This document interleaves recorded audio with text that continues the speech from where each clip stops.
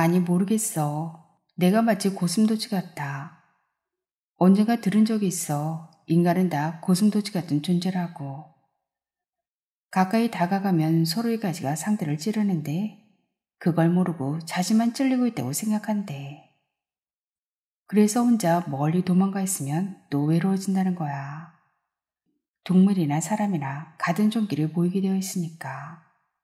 그래서 슬금슬금 다가가서 무리에 끼어 있다가 상대의 가지에 찔려 또 도망치고 그렇게 얼마쯤 있다가 또 다가가고. 그래서 당신은 지금 도망가 있는 거야? 아님 내 가지에 찔리는 중인가? 나도 당신이 아픈 적이 있었어. 당신이 내 품에 기대어 올 때 정말 아프더라. 안녕하세요. 클라우디아입니다. 오늘은 박경숙 작가의 작품 고슴도치 준비했습니다. 구독과 좋아요 부탁드리면서 낭독 들어갑니다. 고슴도치 박경숙. 조셉 신부는 높이 쌓아올린 젠가블록 한가운데에 조심스럽게 손가락을 넣었다. 엄지와 검지로 원목블록 하나를 빼내어 잡아당기는 그의 손이 유난히 희고 곱다. 그는 40을 갓 넘긴 나이다. 가족을 부양하기 위해 아등바등하는 그 나이 남자들에 비하면 그의 삶이 가끔은 한량처럼 느껴지기도 한다. 더러는 집안 벽에 못질도 하고 부서진 울타리도 고쳐야 하는 그 나이 남자들을 생각하면 그의 손이 저리고 온 게 당연한 것인가. 적어도 꾸준 일은 하지 않을 테니 말이다. 문득 조셉 신부의 손을 잡아보고 싶은 충동이 일었다. 하지만 나는 그의 손을 지나쳐 젠가 블록 놀이에 몰입했다. 그와 내가 세 번째 하는 젠가 게임의 막바지. 어지간히 빼낸 높은 블록탑이 위태위태하다. 내 손가락이 아래쪽 가운데 블록에 닿자 그가 블록탑이 곧 무너져 내릴 것을 예감했는지 게임 테이블에서 일어나 멀리로 피신하는 신용을 했다. 왜수한 몸을 감싼 검은 셔츠의 목 부분 하얀 로만 컬러가 그의 흰 얼굴과 잘 어우러졌다. 볼품없는 체격이지만 얼굴만큼은 또렷하게 생긴 그가 장난스럽게 웃었다. 나는 혀를 내밀어 마른 윗입술에 침을 바르며 아주 천천히 블록을 당겼다. 하지만 블록탑은 순식간에 와르르 무너지고 말았다. 그가 박장대소를 하며 손뼉을 쳤다. 내가 이겼어. 그러니 고깃값은 당신이네. 나는 세 게임 중 2번을 지고 말았다. 점심을 먹기 위해 들어온 바비큐 식당은 손님이 많아 대기자 명단에 이름을 넣고 기다려야 했다. 기다리는 사람들을 위해 대기 테이블에 비치된 젠가 블록을 만지작거리다 시작한 게임이었다. 우연인지 그 식당 이름도 젠이었다. 언제 와도 순서를 기다려야 하는 젠은 늘 젊은이들로 가득했다. 올류캐닛을 먹기에는 하긴 나는 나이가 들었어. 온갖 종류의 고기를 마음껏 구워 먹는다면 와, 적당히 낡은 몸의 장기들이 반란을 일으키고 말겠지.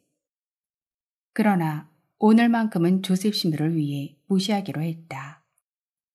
베트남 출신인 그는 코리안 바비큐 식당을 선망하는 눈치였다. 일요일 아침 미사를 마친 브런치 타임. 나는 사실 갓 구운 빵에 따끈한 커피, 거기에 신선한 과일을 함께하면 좋을 것 같았지만 조셉 신부는 내가 오기를 기다렸다는 듯 코리안 식당으로 가자고 했다. 하긴 나는 어찌 보면 조셉 신부의 호출을 받고 그의 밥을 사주기 위해서 온 사람이었다. 한국 식당으로 가자는 그의 말을 무조건 들을 수밖에 없는. 유창한 영어지만 베트남 악센트가 있는 그의 말에 나는 고개를 끄덕였다. 그럼 고깃값은 내가 내지. 오늘 내가 당신 밥 사주러 왔는데 뭐. 나는 유창하지 않은 영어를 코리안 악센트로 발음했다. 어쩔 수가 없다.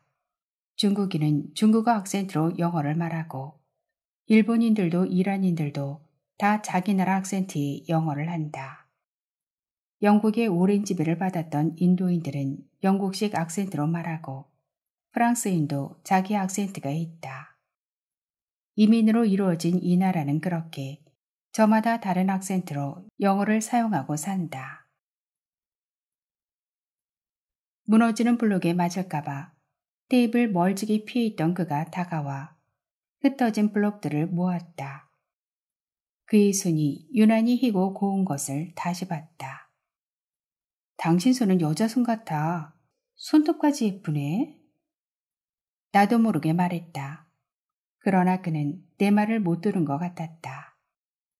작게 웅얼거리기도 했지만 때론 서로의 발음을 못 알아들을 때도 있으니까. 나는 혼자 실수하며 다행이라는 생각을 했다. 굳이 그에게 전달될 필요가 없는 말이었으므로. 그가 블록을 정리해 종이 박스 안에 넣고 있을 때 그의 전화기가 진동했다. 재빠르게 전화기를 열어본 그가 서빙홀로 가자는 뜻으로 내게 고개짓을 하며 자리에서 일어섰다. 대기 리스트에 있던 우리 차례가 되었다고 메시지가 뜬 것이다. 그가 앞장서 웨이트리스가 안내하는 테이블로 갔다. 홀 안쪽에 있는 자리는 한쪽은 벽에 길게 붙은 푹신한 부스 의자이고 반대편은 딱딱한 나무 의자였다. 그가 머뭇거리며 나를 바라봤다. 그리곤 편안한 부스 의자에 앉으라는 손짓을 했다. 내가 여자니까 그곳에 앉으라는 뜻인 것 같지만 나는 고개를 저었다. 당신이 사제이니 편안한 곳에 앉으라고 말해줬다. 정말? 그의 입이 활짝 벌어지며 얼른 안쪽 의자에 가 앉았다. 그에게 거기 앉으라고 말했으면서도 나는 마음이 조금 섭섭해졌다. 아니 사실은 자세가 좀 불편했다. 남자와 함께 식당에 가면 항상 편안한 자리에 납죽 앉아버리던 버릇 때문에 딱딱한 의자가 영 낯설었다. 하긴 조셉 신부가 내게 남자인가? 더구나 나보다 훨씬 젊은 나이인데. 자리에 앉자마자 웨이트리스에게 치킨 데리야끼와 생새우, 불고기를 주문하는 그의 표정이 몹시 즐거워 보였다. 그가 이 식당을 무척 오고 싶어 했던 게 분명했다. 당신 여기 오늘 몇 번째 온 거야? 나도 모르게 물었다. 오늘? 두 번째. 전에 코리안 사자가 나를 한번 데리고 왔었어. 그가 메뉴판을 접어 테이블에 내려놓으며 다시 즐거운 표정을 지었다. 하긴 값이 비싼 한국식 바비큐 식당에 그를 데리고 올 사람이 몇이나 있겠어. 더구나 그가 몇 달 전 새로 부임한 이 근처 성당은 백인 천지였다. 오늘 아침 미사만 해도 그들 사이에 박혀있는 단 하나 동양인인 내가 어색할 정도였다. 이 왜소한 베트남 출신 신부는 성당에 가득한 수백 명의 백인들에게 힘찬 목소리로 미사를 집전했다. 백인들이 조셉 신부에게 머리를 조아리며 영성체를 영하고 미사 후 강복을 받았다. 성당 안의 신자들은 아무도 그가 패망하여 공산화된 베트남인이라는 걸 생각하지 않았을 것이다.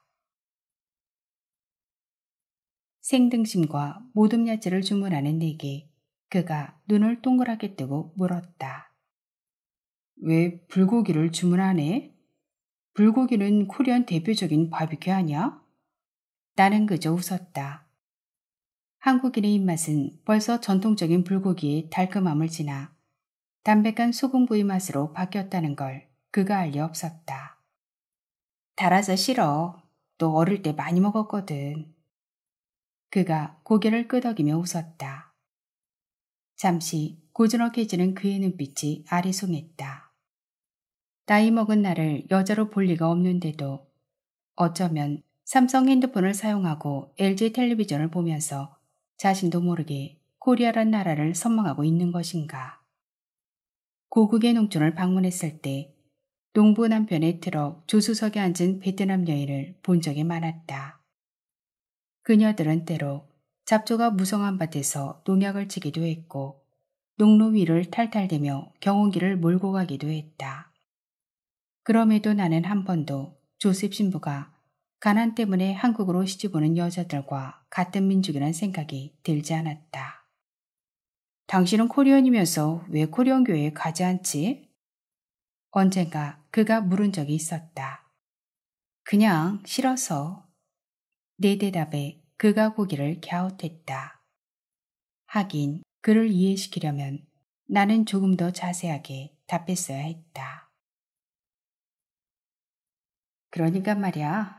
우리 민족이 교회 가면 서로를 너무 알게 되거든. 난 그게 싫어. 고향, 출신 학교, 성격, 직업, 월 수입, 아이들 성적까지. 그러다 보면 뒤에서 속닥대고 흉을 보고 싸움까지 생기거든. 나는 그런 것들에서 자유롭고 싶을 뿐이야. 나는 말이야, 오래전 서울의 강남이란 곳에 살았어. 나는 그냥 거기 살고 있었을 뿐인데 친구들이 날 부러워하면서 파랗군 어쩌고저쩌고 하더라고. 모임이 있는 날이면 그녀들은 샤넬과 루이비통 핸드백을 들고 나와 서로 가짜니 진짜니 말을 주고받고 내가 입은 바바리 코트 에라벨을 뒤집어 보며 어느 회사 제품이냐고 묻곤 했지. 나는 그것이 지독하게 싫었어. 뭐 꼭 그런 것 때문에 미국으로 도망친 건 아니었지만 와서 보니 한국인 커뮤니티는 여기서도 똑같아. 나는 그런 말들을 속에 담아둔 채 그저 그를 바라보기만 했다. 길게 대화한다면 완벽하지 않은 내 영어가 그에게 정확하게 전달될지도 걱정이었지만 사실 그런 말들을 쏟아내기엔 가슴속이 아파왔다. 성당 근처에서 그와 신자 몇 명이 모여 점심을 먹던 자리였다.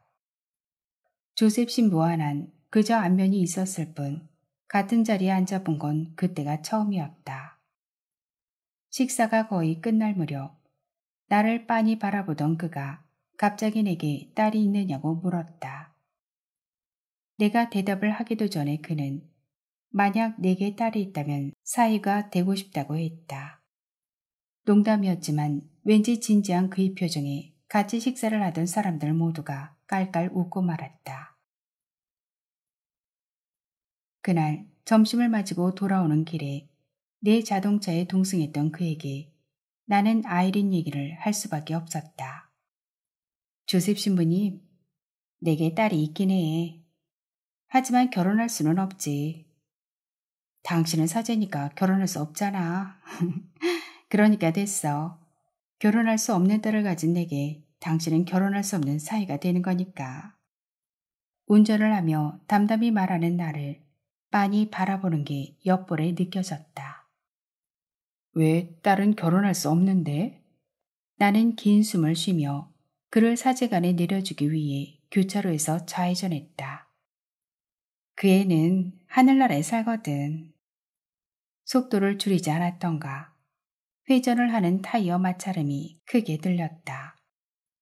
나는 그저 웅얼거린 내 말을 그가 못 들었길 바랐다. 타이어 마찰음 사이로 묻혀버렸기를. 100m 앞쯤에 성당 건물이 보였다. 그를 어서 내려주고 돌아가고 싶었다. 아이린을 생각하는 것만으로도 가슴 가운데가 가래 베인 듯 아팠다. 하늘나라? 언제부터? 언제부터 당신 딸은 거기 살기 시작했어? 그는 내 말을 용케 들어버린 모양이었다. 나는 아무 말 없이 성당 입구로 들어서 차를 세웠다. 그가 기어이 대답을 듣겠다는 듯 자동차 문을 열어둔 채 나를 바라봤다. 그의 눈이 고즈넉했다. 그 눈에 어린 것은 궁금증보다는 연민의 빛이었다. 나는 슬쩍 미소를 지었다. 1년이 넘었어. 우리 아이린이 거기 살기 시작한 게. 그의 얼굴에 흐릿한 미소가 떠올랐다. 연민을 품은 눈빛에 슬픈 듯한 미소. 문득 그가 아름답다고 생각했다. 베트남인들은 피부가 검은 사람들이 많았지만 그는 백인처럼 얼굴이 희었다. 한때 프랑스 식민지였던 베트남엔 그 혼혈의 후손들이 많다던데 조셉 신부가 그런 사람인지도 몰랐다. 아이린도 당신처럼 예뻤어? 만나고 싶군. 아이린의 껍질은 어디다 뒀어? 그녀가 두고 간 껍질 말이야. 껍질? 나는 곧 그가 아이린의 휘를 어디에 뒀냐고 묻고 있다는 걸 알았다. 멀지 않아. 전망 좋은 야외 납골당에 뒀지. 그럼 우리 다음에 아이린 만나러 가자. 가보고 싶군. 그의 말투에 진심이 어려 있었다. 하지만 그가 정말 나와 함께 아이린이 납골당에 갈 거라고는 생각하지 않았다. 그 후 몇 달이 지났을 때 그는 갑자기 인사발령을 받게 됐다. 그의 임기가 1년여 남았는데도 그가 옮겨가게 된 데는 이유가 있었다. 성당에서 주요 직책을 맡은 백인 신자들이 백인 사제를 보내달라고 교구청에 탄원을 넣은 것이다. 백인과 이민족이 반반 섞인 교회 안에서 주도권을 잡고 있는 건 당연히 백인들이었다. 그들은 이민족 신자가 늘어갈수록 백인 사제를 원했다. 하지만 근처 부유한 백인들이 사는 동네의 성당에도 젊은 사제들은 대부분 베트남인들이었다. 백인 젊은이들은 더 이상 동정과 청분을 지켜야 하는 사제직을 지원하지 않는 것 같았다. 보트피플의 후예로 자라난 베트남인 젊은이들만 미국 땅에서 지위를 보장받을 수 있는 사제직을 원하는 건지. 나 떠나기 전 아이린 만나고 싶어. 시간이 없어. 갑작스런 발령이라 할 일이 많아. 내일 같이 아이린한테 갈 수 있어? 나는 그러자고 대답했다. 그가 떠나기 전 어차피 점심 한 끼 정도는 대접해야 할 것 같았다. 아이린이 납골당에 들렀다가 점심을 먹으면 좋겠다 싶었다. 이튿날 아침 나는 조셉 신부가 짐을 꾸리고 있을 사제관 앞에서 그를 기다렸다. 내가 아무리 여성이라도 사제는 모시고 다녀야 하는 분이므로 먼저가 기다리는 게 예의였다. 시동을 끄지 않은 채 15분쯤 기다린 후에야 그가 검은 셔츠 목에 하얀 로마 칼라를 끼우며 헐레벌떡 나왔다. 옮겨가려니 힘들어 죽겠어. 왜 갑자기 나보고 이 성당에서 나가라는 건지. 정말 모르고 하는 소리인가 싶어 나는 조수석에 앉은 그를 빤히 바라봤다. 그에게서 남성용 스킨로션 냄새가 났다. 금방 샤워를 하고 나온 듯 했다. 신부님 새로 가는 것도 나쁘지 않잖아. 여기보다 백인들이 더 많이 사는 동네라고 하던데. 아니야, 여기가 더 좋아. 정이 막 깊이 들려던 참인데 떠나게 되다니. 에이. 그가 탄식처럼 말했다. 그 말이 어쩌면 나와 정이 깊이 들려던 참인데 떠나게 되었다는 말로 들렸다. 그가 막 나온 사제관 건물과 내 자동차 사이로 아침 햇살이 비쳤다. 자동차 보니 뒤로 희미한 무지개가 어렸다. 아이린이 벌써 나를 기다리고 있는 건가? 그 애가 있는 곳에 이르면 늘 어떤 방식으로든 무지개를 보게 되지. 햇살을 바라보다가 사진을 찍기 위해 카메라를 들이대다가 어느 땐 근처에 핀 꽃 위로 무지개가 어렸잖아. 조셉 신부가 안전벨트를 매자 나는 차를 출발시켰다. 보니 뒤로 어려던 무지개가 부서지며 사라져갔다. 멀어? 시간이 얼마나 걸리는데? 그가 물었다. 한국말처럼 경어가 없는 영어 대화는 마치 서로 반말을 주고받는 느낌이 들었다. 정식 문장을 구사하지 않고 간단한 의사소통을 할 때는 더 그랬다. 아니, 멀지 않아. 한 20분? 그는 그동안 단 한 번도 왜 아이린이 죽었느냐고 묻지 않았다. 어쩌면 궁금하지 않은지도 몰랐다. 언젠가는 죽기 마련인 인간이 좀 일찍 죽었다는 게 그리 궁금해할 일은 아닌 모양이었다. 영혼을 돌보는 직업을 가진 그에겐. 가는 동안 서로 아무 말도 하지 않았다. 나지막한 클래식 음악이 울리고 있었지만 그더라도 음악을 듣고 있진 않았다. 그는 정면을 주시한 채 뭔가 골똘한 표정을 지었고 내 가슴속으로 차츰 아이린의 존재가 차올랐다. 마치 연못에 물이 차오르듯 나는 물속에 갇혀가는 기분이었다. 그 아이를 만나러 갈 때면 늘 그랬다. 종래엔 숨을 쉴 수가 없어 온몸을 털고 생각의 물속을 빠져나오듯 자동차가 목적지에 도착할 때면 나는 아이린의 존재를 털어내버렸다. 자동차가 목적지에 도착할 때면 나는 아이린의 존재를 털어내버렸다. 정작 나는 그 아이가 있는 곳에 이르면 그 이름을 생각할 뿐 그의 존재 자체를 멀리 떨쳐버린 비정한 어미가 되었다.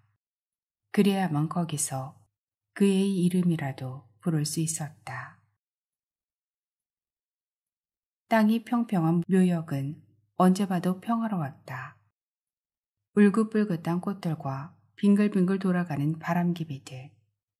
나는 그곳을 지나쳐 주차장에 차를 세우고 낮은 언덕을 올랐다.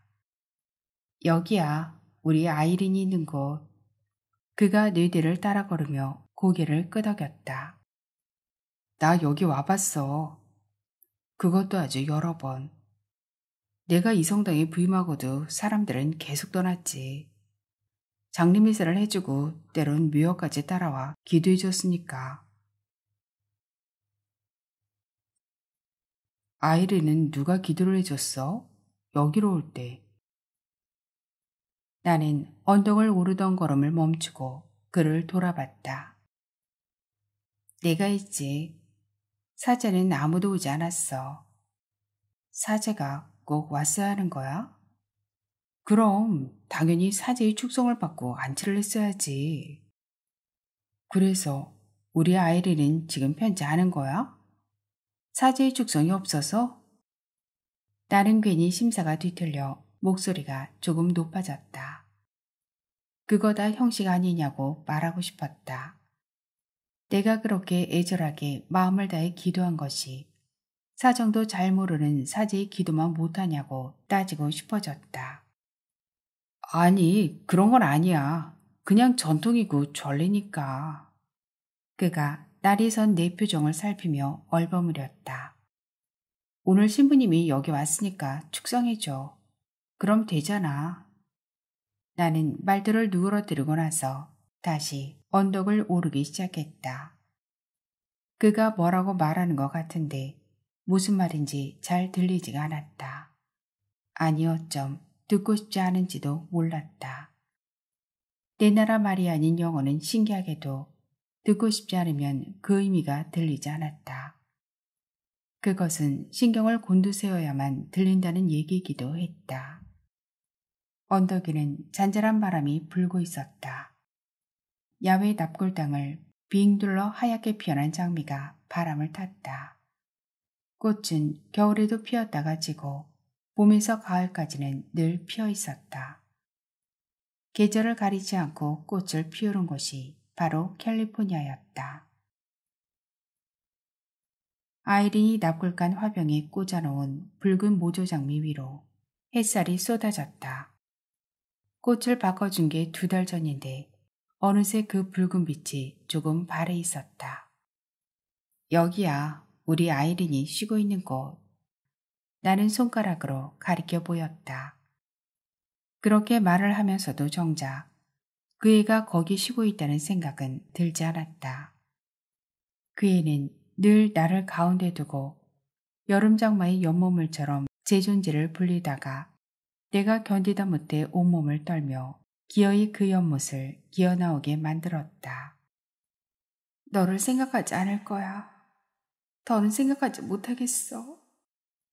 나는 그런 말을 중얼거릴 때가 많았다. 슬픔에 젖는다는 건 견딜 만한 슬픔이니까 그럴 수 있다는 걸 새삼 알게 됐다. 견딜 수 없는 슬픔이란 그냥 견딜 수 없는 것이었다.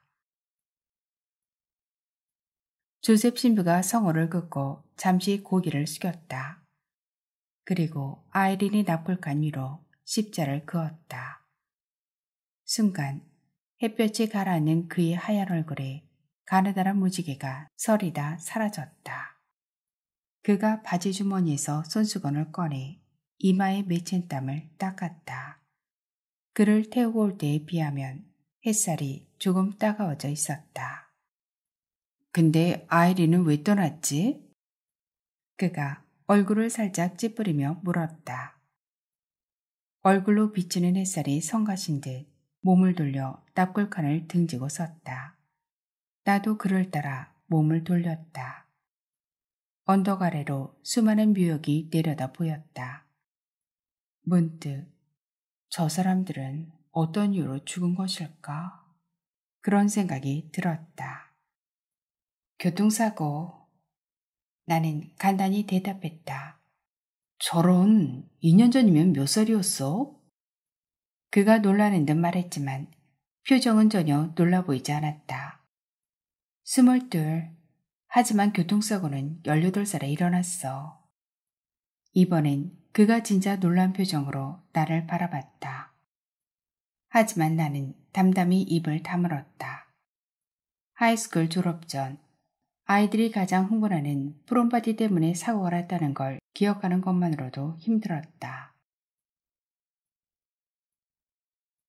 그날 아이리는 핑크색 드레스로 성장을 한 채 파트너의 리무진을 타고 집을 떠났다. 파트너는 서로 잘 아는 한국 가정의 아들이었다. 유수한 대학에 입학 허가를 받아놓은 모범생이었기에 나는 아무 걱정도 하지 않았다. 나중에 들은 얘기지만 파티가 끝나고 아이들 몇 명이 바닷가로 나갔고 달빛이 비쳤지만 깜깜한 바닷가 모래사장에서 커플끼리 흩어졌다고 했다. 아이들이 어떤 짓을 했을지는 뻔한 일이었다. 아이들은 누군가의 비명소리를 들었다고 했다. 나중에 생각하니 그게 아이린의 목소리였다고. 아이는 드레스 사이를 파고들은 파트너의 손길을 피해 모래 언덕을 넘어 차도로 도망갔다. 한밤중 자동차가 마구 달리는 도로였다. 평소에 좋아하는 파트너였는데 차도로 뛰어들 만큼 그 손길이 싫었던 걸까? 아이린은 가끔 내게 말했다. 공부도 잘하고 잘생긴 그 아이가 마음에 든다고. 부모가 자동차 바디샵을 하는 블루칼라인 것만 빼면 다 좋다고 했다. 블루칼라. 새삼스러울 것도 없었다. 이민족의 대부분이 블루칼라의 삶을 살 수밖에 없으니까. 아이 딴의 우리는 블루칼라가 아니라고 생각하는 것 같았다. 아이는 알지 못했다. 우리는 블루칼라의 삶도 살지 못하는 비정상적인 수입원으로 사는 가족이란 걸. 통장에 돈이 있으면 빈둥빈둥 집에 있다가 돈이 바닥날 때쯤이면 한국으로 날아가 선산 귀퉁이를 떼어 팔고 놀다가 팔고. 그렇게 불성실한 방법으로도 신기하게 삶이 이어져 갔다. 아이린이 블루칼라라는 발음을 할 때 나는 공연히 부끄러워 얼굴을 붉혔다. 어쩜 그 애는 내가 정말 그 블루칼라의 삶을 싫어해서 얼굴을 붉힌다고 생각했는지도 몰랐다. 그렇다고 부모가 블루칼라 직업을 가진 것이 싫어 그 아이의 손길을 거부했을까? 언제쯤 그 애가 첫 키스를 해줄까 기다리고 있다는 거를 아이린이 일기장에서 훔쳐본 일이 있었는데 어쩜 평소에 내가 아이 앞에서 웅얼거리던 말을 마음에 담아뒀던 건 아니었는지. 아이린, 남자 앞에서 함부로 몸을 허락해서는 안 돼. 결국 너만 상처받아. 엄마 시대엔 결혼을 앞두고 있을 때서야 겨우 키스를 허락했단다. 몸을 허락하는 건 당연히 결혼 첫날 밤이었지. 만약 그렇지 않는다면 불경한 여자로 인식되니까. 저녁밥을 지으며 무심코 한 말에 싱크대에 몸을 기대고 있었던 아이린이 키득키득 웃었다. 그럼 엄마도 그랬어? 아빠에게 말이야. 아이는 애써 내 눈을 들여다보려 고개를 내밀었지만 팔을 썰던 나는 도마 위에 팔을 칼로 긁어담아 얼른 찌개 냄비에 넣었다. 몰라, 비밀이야. 엄마에게도 프라이버시라는 게 있어? 나는 등 뒤에서 다시 낄낄대는 아이의 웃음소리를 듣고 있었다. 그때 아이린은 16살이었다. 부엌에서 도마질을 하며 흘린 말을 아이는 16살이 되도록 간직하고 있었던 건가? 나는 알지 못했다. 새 목가슴 같은 아이의 순수한 내면이 엄마의 말을 그렇게 깊게 흡수해버린다는 걸.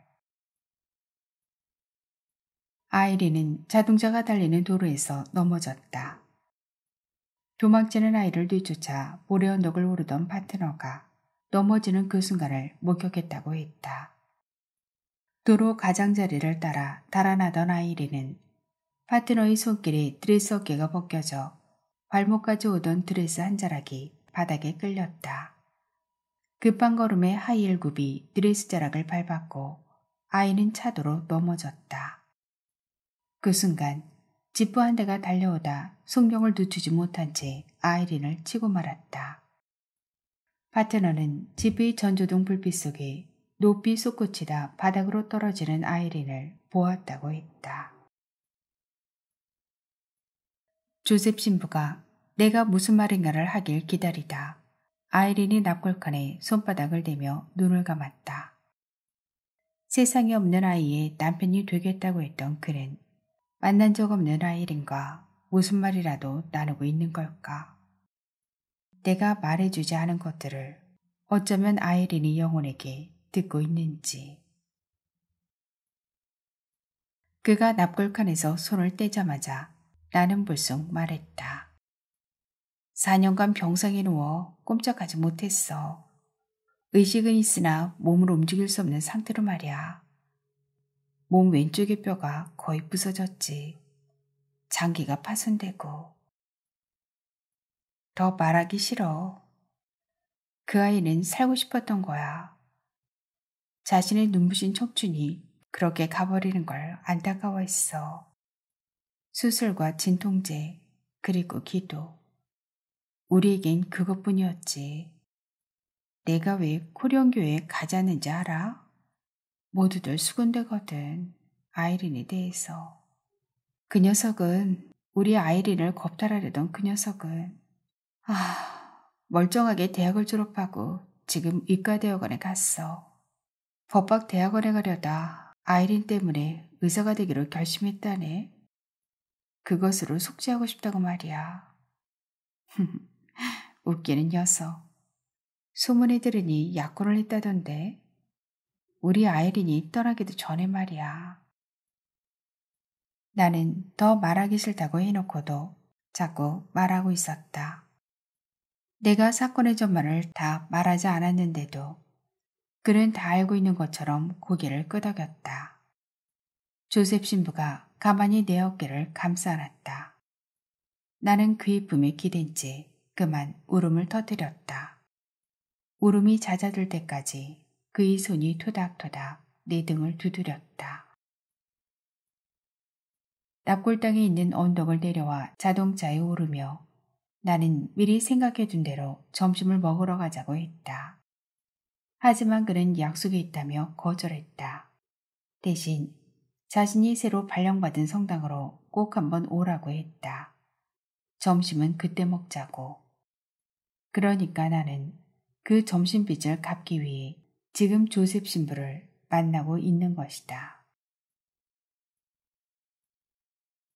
웨이트리스가 날라온 치킨 데리야끼를 불판에 올려놓으며 그가 물었다. 닭고기는 안 좋아해? 나는 고개를 저으며 쿡쿡 웃음을 머금었다. 올유캐닛을 먹으려면 비싼 고기를 시켜야지. 가장 질이 좋은 소고기로 말이야. 나는 거의 익은 등심을 가위로 잘라 그의 앞접시에 올려주었다. 먹어봐. 소금과 참기름을 조금 찍어서. 그는 내가 시키는 대로 했다. 고기를 우물거리던 그가 엄지손가락을 치켜들었다. Very good. 나는 고기는 그렇게 먹는 거라는 듯 의기양양한 표정을 지었다. 고배고기도 시킬 거야. 고배고기 알아? 그가 나를 흘낏 바라보며 나보다 더 의기양양한 표정을 했다. 그럼 고배고기를 몰라? 나는 그보다 더 질 좋은 와규 고기도 알아. 그래? 마블링이 많은 와규? 좋아, 그럼 우리 와규도 시켜보자.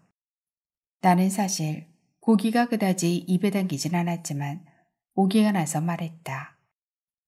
그가 고기를 우물거리며 흐뭇한 표정을 지었다. 문득 그가 11살에 베트남에서 미국으로 이주했다는 것이 생각났다. 언젠가 그가 미사 강론에서 자신의 이야기를 한 적이 있었다. 그 말을 듣던 때는 베트남 이주자가 신분 상승을 위해 사제직을 지원했거니 생각했다. 누군가는 조셉 신부의 왜소한 외모에 여자친구가 생길 법이나 하겠냐며 아마도 몇 번 딱지 맞고 사제가 되었을 거라며 웃었다. 정말 그런 것인가? 새삼 궁금증이 일었다. 하지만 대놓고 왜 사제가 됐느냐고 물을 수는 없었다. 당신은 왜 베트남을 떠났어? 일단 그렇게 물어보기로 했다. 도망쳤어. 누나와 둘이서. 그가 우물거리던 고기를 얼른 삼키고 말했다. 뭐? 부모와 같이 이주한 게 아니고? 놀라서 눈을 동그랗게 뜨는 내게 그가 고기를 저었다. 아니, 너무나 가난했어. 먹을 것이 없었고 누나는 아팠지. 누나를 낳고 아이가 없던 우리 부모가 조셉 상인에게 기도를 해서 나를 낳았대. 그래서 내 이름이 조셉이야. 내 뒤로 동생들이 셋이나 태어났지만 우린 너무 살기가 힘들었어. 참, 당신은 그 지긋지긋하던 베트남 전쟁이 끝난 다음에 태어난 것이구나. 공산화된 땅에서 태어났네. 나는 학창시절에 파월 장병 아저씨께라는 제목으로 단체 위문 편지를 쓰던 때를 떠올렸다. 난 그때 겨우 11살이었지만 집안의 장남이야. 부모님께 누나를 데리고 미국으로 밀항하겠다고 했지. 부모님은 허락하실 수밖에 없었어. 그렇게 떠나는 사람들이 많았으니 내가 어리고 어쩌고 그런 생각은 하지도 않았어. 배불리 먹을 수만 있다면. 한밤중에 밀항을 할 사람들이 부두에 모였어. 그때가 1987년이었지. 고생 끝에 미국에 도착했어. 그 수많은 얘기들을 지금 다 말할 수는 없고 난민 수용소에 머물며 정부가 제공하는 교육을 거친 후에 내가 간 곳은 텍사스의 한 시골이야. 거기에 먼 친척이 살고 있었거든. 나는 미성년자라 보호가 필요했어. 아니면 고아원으로 가야 할 처지였으니까.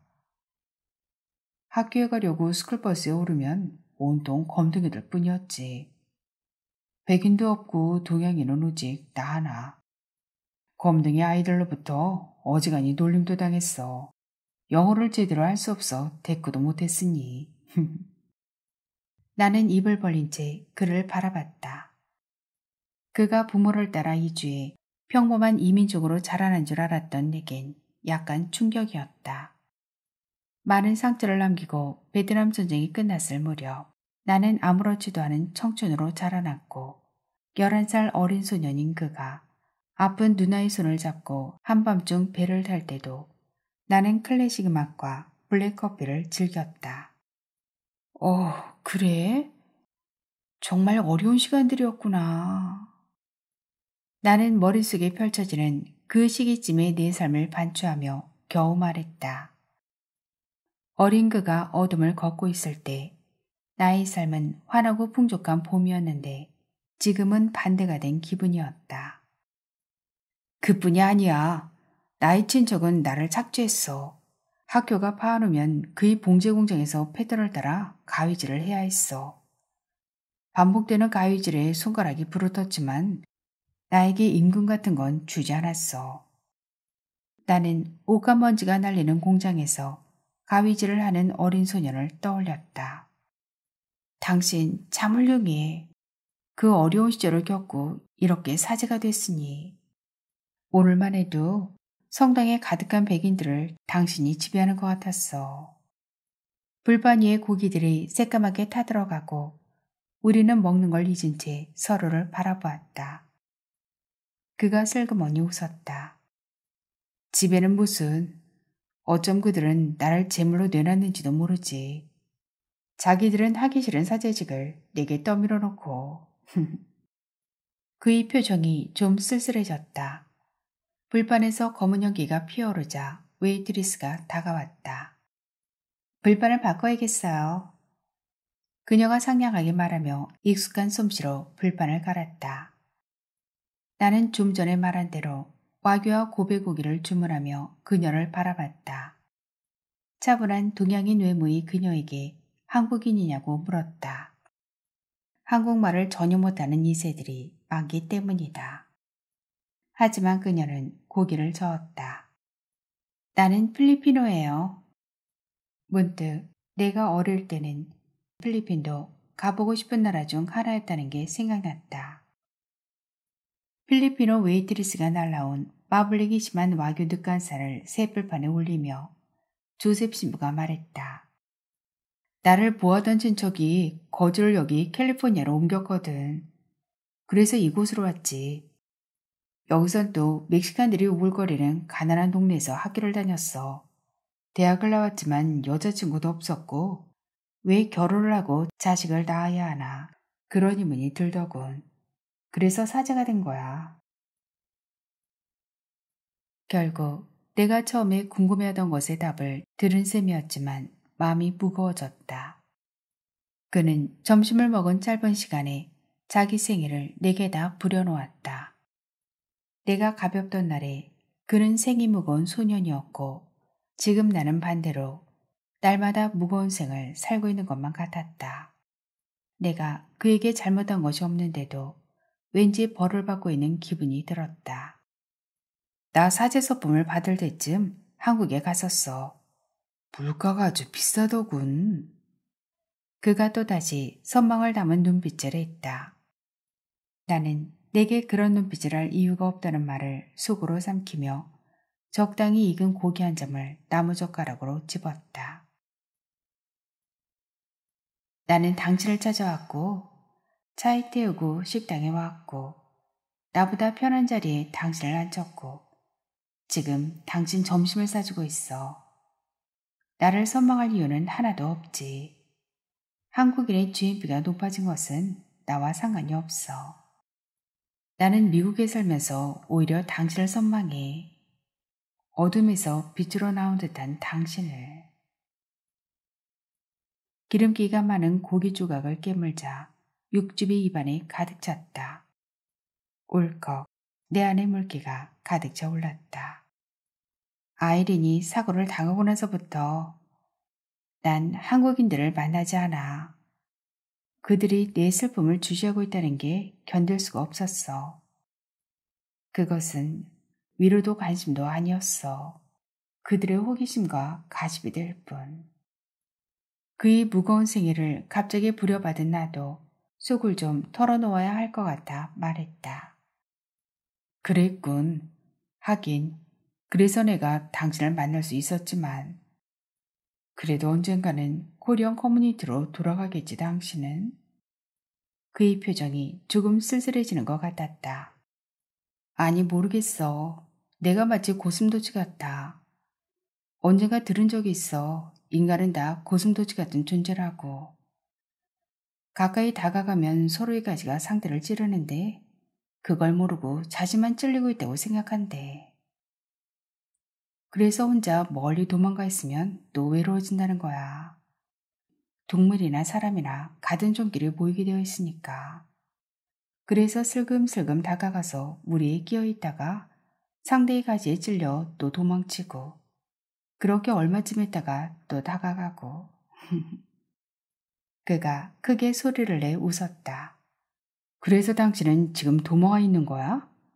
아님 내 가지에 찔리는 중인가? 나도 당신이 아픈 적이 있었어. 아이린이 납골당해서 당신이 울 때, 당신이 내 품에 기대어 올 때 정말 아프더라. 그가 더 크게 웃기 시작했다. 하지만 나는 따라붙지 않았다.